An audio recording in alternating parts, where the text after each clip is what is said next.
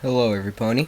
I'm back, and no, this is not the same story I've been reading for a really, really long time. This is another one I found on Wattpad that I really, really liked. Just reading the description makes me really, really love it. There's about a good 22 chapters, and yeah, the story I have is the fight for love by well x x under xx underscore words in her underscore xx. I will put the link in the description below for the story, so you may read along.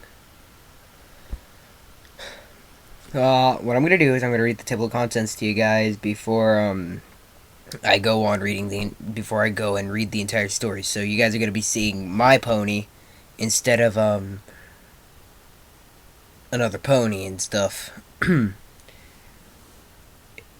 So yeah, a humanized My Little Pony fan fiction. It all starts off pretty simple. Spike loves Rarity. Well, of course, Spike always loves Rarity. Rarity doesn't love him back. Okay. I don't know. I don't know if you guys don't know this, but this is already the same as even in the shows. But I don't even know if Rarity loves him back now after that generosity he did on Spike's that generosity that Spike gave her on his birthday. The fire ruby, if you all know, in the heart shape. Yeah. I didn't quite understand that. Did Rarity fall in love with him or not? I don't know. I'm gonna continue reading. Sorry.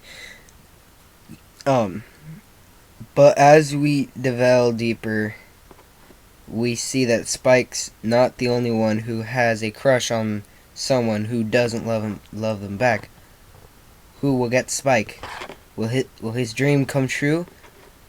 Will he be with Rarity forever? Or will he find someone else, someone more worthy? So yeah, that's all I gotta say, and if I stutter a lot, then I'm sorry, guys.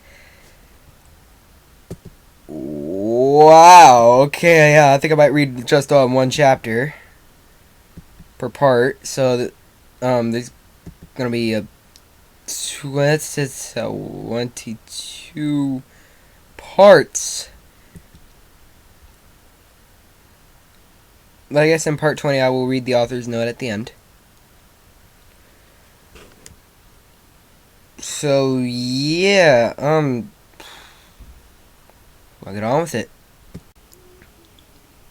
The Fight for Love, Chapter 1. No wonder they call you Big Macintosh. Spike! You're supposed to be helping Rarity today! Twilight screamed. Spike sighed. But she doesn't understand. Spike whined. What doesn't she understand? She uses me, Twi. She uses me to do her personal bidding. And she doesn't even notice my feelings, Spike called. Twilight sighed and sat down, putting a hand on Spike's muscular arm. She ruffed his green hair and smiled. Don't worry, I'm sure she's just trying to hide her feelings. Now go, help her. Twilight smiled. Spike sighed, but nodded. He tied a green shoe and then jogged out the house. He jogged down the road, his hair bouncing up and down in the wind. He was just about to knock on Rarity's door when he heard a moan coming from inside. He pressed his ear on the door.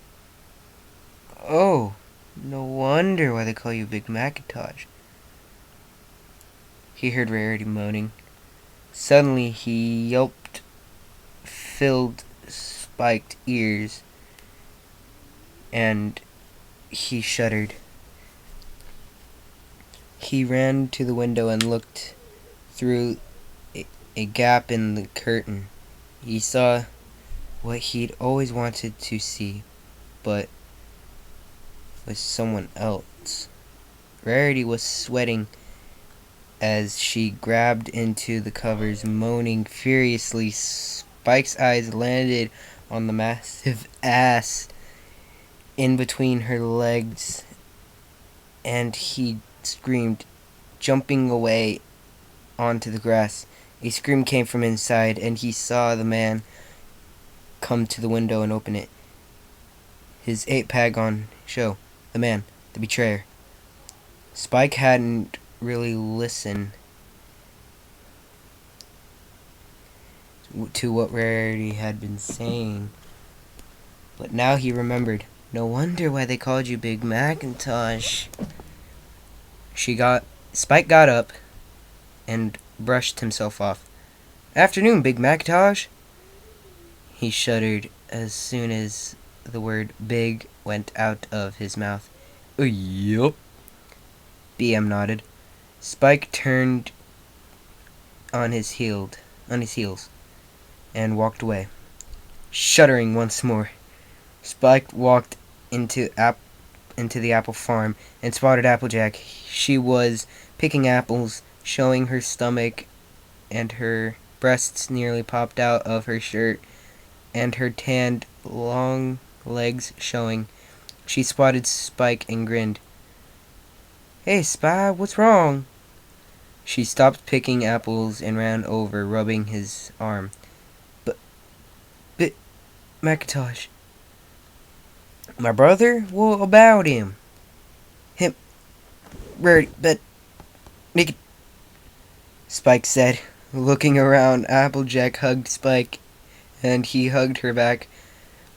Warmth flooded into Applejack's body, and she smiled. Spike, why don't you like Rarity and not me? She thought.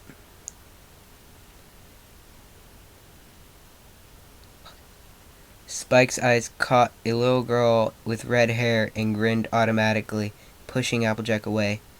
He ran over to her and picked her up, swirling her around.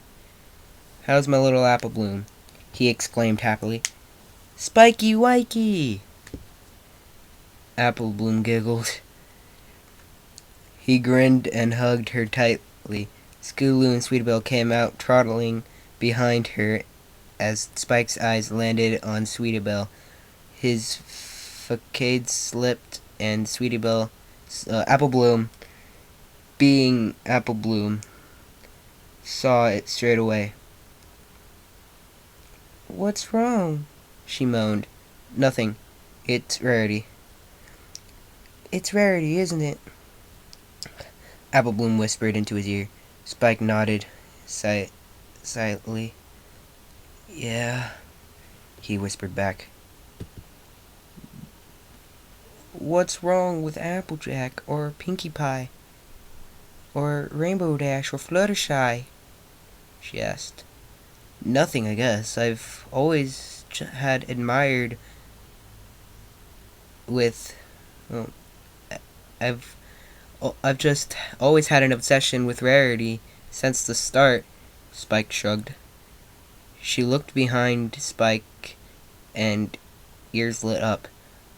Big Macintosh! She laughed. Spike put her down and straightened up.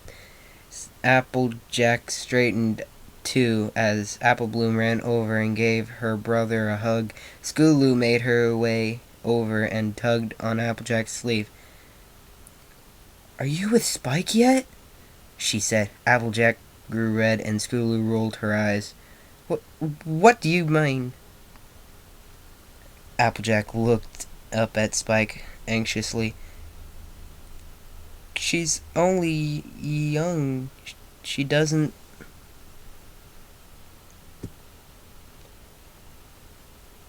I understand, Applejack. she doesn't know what she's talking about, does she? Spike smiled. He looked at Big Macintosh and burped. The apple farm building shook as one small letter fell out of his throat. He picked it up. Dear Spike, please inform Twilight Sparkle that she is invited to the Grand Gala. She is allowed to bring one guest, and may we ask that if she decides to wear heels, they must be black, with the same rules as mentioned before. Also Rarity, Rainbow Dash, Fluttershy, Applejack, Pinkie Pie, and yourself, that you are also all invited. You may all bring one guest. Love from Princess Celestia. Spike told everyone that was there, and also agreed to take Scootaloo as his one guest. Applejack agreed to take Apple Bloom, and Sweetie Belle was going to ask Rarity. Sweetie Belle, come with me and tell the others, Spike asked. Sweetie Belle grinned and nodded, then taking Spike's hand. Let's go! Lastly, they arrived at Rarity's house. She answered the door, looking as if the time that we had gone she had used it for relaxing. She saw Sweetie Belle and smiled, picking her up and swirling her around. Hi, Rarity. You've been invited to the Grand Gala again. You're allowed to bring one guest and black heels, Spike said, looking down. Can you take me? Sweetie Belle grinned. I know I'm invited, Spike. I also know all the rules. Big Macintosh called me and informed me. But Sweetie Belle, I'm sorry. I already agreed to take Big Macintosh. Anger took over Spike and he snatched Sweetie Belle out of her arms. Come on, let's find someone worthy to take you, Spike said, marching down the road. He knocked on Twilight's door. A much calmer self. She opened the door and grinned. Hi, is there a problem with the gala? She asked. No, but there is a problem. Sweetie Belle can't come unless there's someone to take her. What about Rarity? Rarity's taking Big Macintosh. Spike shivered as the word big came out of his mouth. Oh, well, of course. I'll take you, Sweetie Belle. Twilight picked Sweetie Belle up and swirled her around. Sweetie Belle giggled and hugged Twilight. Thank you, Twilight, she said, smiling sweetly. We'll talk later, okay? We'll talk later, okay? Twilight whispered to Spike, and Spike gulped and then nodded. Well, okay then. Okay, in the beginning part, I think, I would have thought, as Spike, I would have like, wow, that ass.